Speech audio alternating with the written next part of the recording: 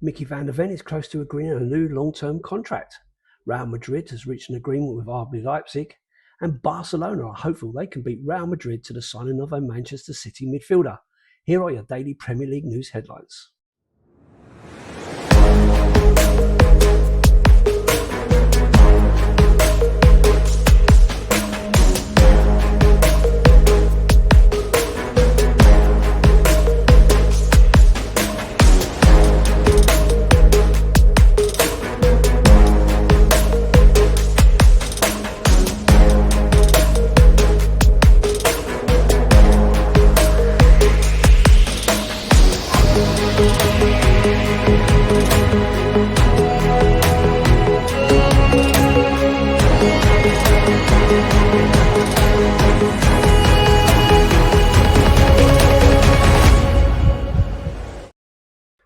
Hi everyone, hope you're well. Welcome back to the channel to another edition of the Daily Premier League News Headlines, where I'll be going through all the latest news, rumours and reports.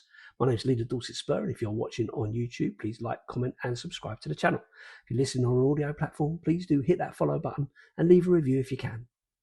So here's the main stories today. Mickey van der Ven is close to agreeing a new long-term contract with Tottenham Hotspur.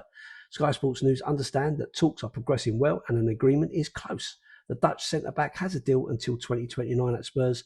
He moved to North London in 2023 from Wolfsburg. Real Madrid have reached an agreement with RB Leipzig to sign winger Yan Diamonde on a 7-year deal. Real are paying a guaranteed fee of £107 million for the 19-year-old, with a total deal worth up to £120 million, according to Sky in Germany. Diamonde scored 13 goals and provided 10 assists in 36 appearances last season. Barcelona are hoping to beat Real Madrid for the signing of Manchester City midfielder Rodri. The Spain midfielder is wanted by both clubs and has entered the final year of his contract at City. However, Barcelona are believed to have received encouragement that they stand a good chance of signing a midfielder should Rodri move this summer. City want to keep Rodri and extend his contract. Bournemouth have announced the signing of right-back Juanlu Sanchez from Sevilla. The 22-year-old joins the South Coast in a deal worth £11.2 million. Bournemouth have been in the market to strengthen at right back after the departure of Alex Jimenez, and the club see this as another exciting acquisition. Sanchez says, "I'm very happy, both for me and my family. We have a lot of desire to come here, and finally I can say I'm a player of Bournemouth. It's a very familiar club. I think it's a very positive club to continue to grow as a football player. The city, as little I have seen, is wonderful. I think it's a very good place to continue to grow and grow.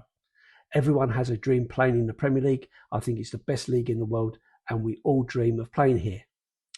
Newcastle head coach Matthias Gisel has said the club has the capacity to make signings before the end of the transfer window.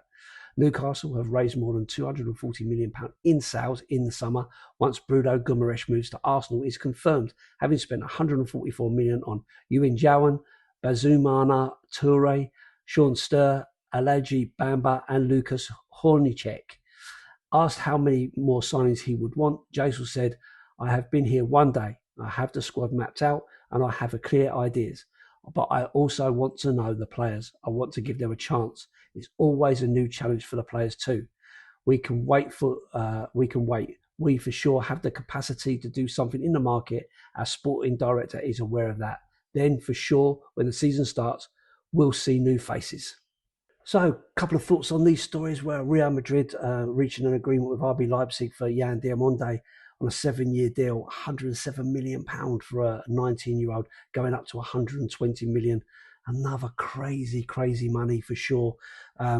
He was wanted by lots of Premier League clubs. I know Liverpool were heavily linked to him as well.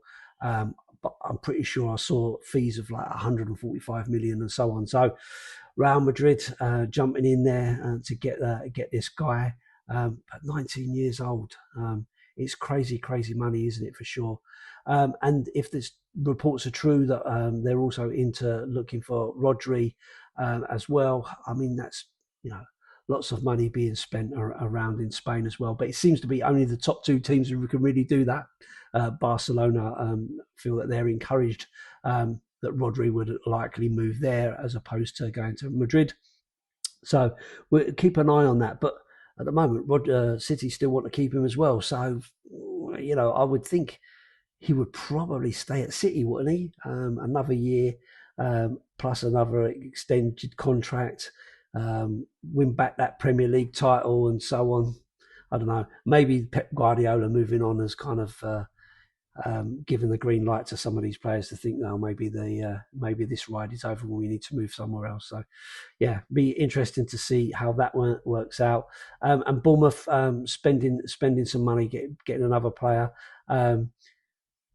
I guess it's quite interesting when he talks about not seeing so much of the city, but thinks it's a really great place to live and so on. And I guess if you're a Bournemouth player and you can afford that sort of money, then there's probably some really good places to live around Bournemouth. Me personally, I'll say come to Poole. Poole's a bit better than Bournemouth, but that's just my opinion. And Newcastle investing their money that they're getting paid. I mean, they've lost a lot of players, so they really do need to bring in some quality.